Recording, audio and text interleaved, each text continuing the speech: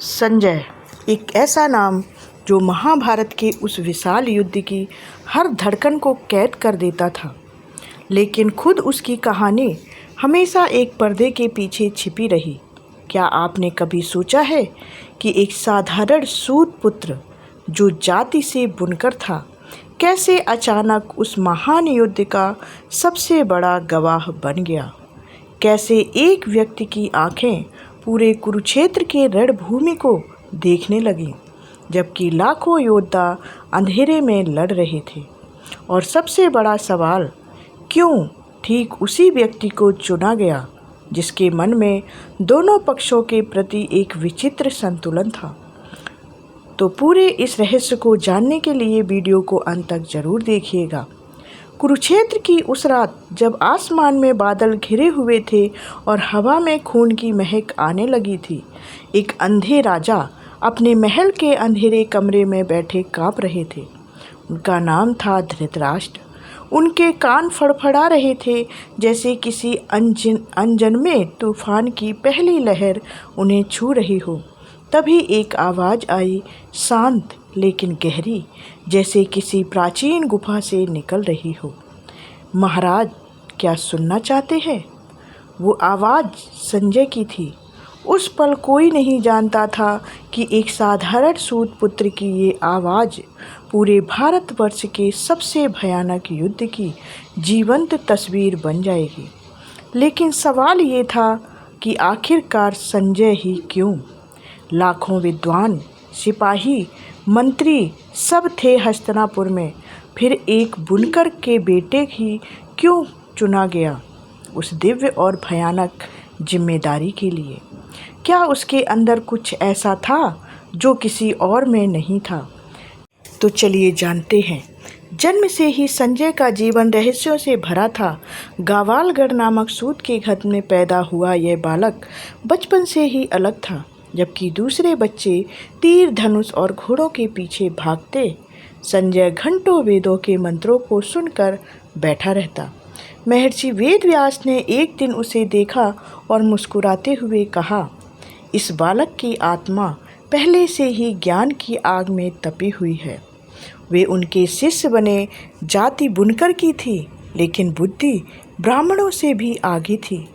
धीरे धीरे वे धृतराष्ट्र के सबसे करीबी सलाहकार बन गए। अंधे राजा की आंखें बन गए थे वो, लेकिन सिर्फ शब्दों की आंखें नहीं, समय आने पर तो असली आंखें भी बन गए थे।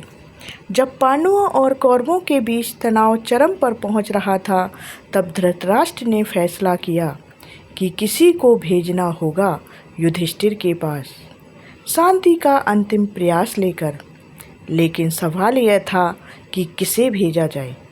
दुर्योधन किसी भी दूत पर भरोसा नहीं करता था। फिर धृतराष्ट्र ने नाम लिया संजय का। आखिर संजय को ही क्यों दूत बनाया गया? क्योंकि संजय निष्पक्ष थे, क्योंकि संजय पांडवों के प्रति सहानुभूति रखते थे, लेकिन कौरवों के प्रति वफादार भी थे, क्योंकि वे बोलते कम थे और सुनते बहुत थे, और सबसे बड़ा कारण, वे श्री कृष्ण के भक्त थे। कृष्ण उन्हें संजय कहकर पुकारते थे और मुस्कुराते हुए कहते कि तुम्हारी आंखें सिर्फ शरीर की नहीं, कर्म की भी देखती हैं। संजय जब पांडवों के शिविर पहुँचे, वहाँ का माहौल देखकर उनका हृदय कांप उठा। युधिष्ठिर शांत थे, लेकिन भीम का क्रोध, अर्जुन की उदासी और सहदेव की चुप्पी सब कुछ बता रहा था कि युद्ध अब टलने वाला नहीं है। संजय ने घंटों समझाया। उन्होंने धृतराष्ट्र के पुत्रों के अधर्म की निंदा की। उन्होंने कहा कि एक राज्य के लिए इतने भाई भाई को मार डाला क्या धर्म है? लेकिन दुर्योधन हंसा। संजय, तुम अच्छे दूत हो, लेकिन दूत कभी युद्ध नहीं रोक पाते। संजय लौटे तो उनके चेहरे पर उदासी थी। उन्होंने धृतराष्ट्र को सारी बात बताई। राजा कांप गए। फिर भी युद्ध की तैयारी होती रही और फिर वो रात आ गई। कुरुक्षेत्र में दोनों सेनाएं आमने सामने खड़ी थीं। लाखों घोड़े, हाथी, रथ और योद्धा थे। हवा में तीरों की सीटी और मृत्यु की सुगंध थी। धृतराष्ट्र महल में बैठे रो रहे थे। उन्होंने संजय से पूछा, संजय, क्या मैं ये सब देख पाऊंगा? उसी पल आकाश से एक दिव्य ज्योति उतरी। वो दिव्य ज्योति थी महर्षि वेद व्यास की, जो कि वहाँ प्रकट हुए। उन्होंने संजय की ओर देखा और कहा कि तुम्हें मैं वो दिव्य दृष्टि देता हूँ जो कोई राजा भी नहीं पा सकता। तुम देखोगे हर तीर, हर गिनता शरीर, हर आंसू, हर धोखा, और तुम इसे शब्दों में उतारोगे। संजय की आंखें चमक उठीं। उस पल से संजय अब सिर्फ मनुष्य नहीं रहे, वे दिव्य दृष्टि प्राप्त कर चुके थे। और फिर शुरू हुई वो अमर कथा। दृष्टवा तू पांडवानीकम। संजय बोलते गए, धृतराष्ट्र सुनते गए। कभी रोते, कभी चीखते, कभी बेहोश हो जाते। संजय ने बताया कि कैसे भीष्म गिरे, कैसे द्रोण मारे गए, कैसे कर्ण का अंत हुआ और कैसे अभिमन्यु का क्रूर पूर्वक वध हुआ। उन्होंने बताया कि अर्जुन के गांडीव की गर्जना, कृष्ण के सारथ्य का चमत्कार और अंत में युधिष्ठिर की विजय। हर दिन, हर रात संजय बोलते रहे। उनकी आवाज़ कभी नहीं थकी, जैसे कोई अदृश्य कैमरा पूरे युद्ध को रिकॉर्ड कर रहा हो। वे पहले कमेंटेटर थे, सबसे प्राचीन, सबसे सच्चे। युद्ध समाप्त हुआ। कुरुक्षेत्र लाशों से पट गया। विजयी पांडव हस्तिनापुर लौटे। संजय युधिष्ठिर के दरबार में रहे। उन्होंने नया राजा बनने वाले युधिष्ठिर को सलाह दी कि धर्म, न्याय और प्रजा का कल्याण करना। कई साल तक वे वहीं रहे, लेकिन उनके मन में एक खालीपन था। फिर एक दिन उन्होंने फैसला किया। धृतराष्ट्र, गांधारी और कुंती संन्यास लेने जा रहे थे, तो संजय भी उनके साथ चल दिए। चारों वानप्रस्थ आश्रम की ओर चले गए। जंगल, पहाड़, नदियां पार करते हुए रास्ते में धृतराष्ट्र ने संजय से पूछा, संजय, तुमने सब कुछ देखा, बताओ क्या मेरे पुत्रों की मौत व्यर्थ थी? संजय चुप रहे, फिर धीरे से बोले, महाराज, कर्मों का फल कभी व्यर्थ नहीं होता। धृतराष्ट्र की मृत्यु हुई, आग लगी, गांधारी और कुंती भी आग में जल गईं। अब संजय अकेले थे। वे उत्तर की ओर चले, हिमालय की ओर गए, जहाँ बर्फ की चोटियाँ आकाश को छू रही थीं।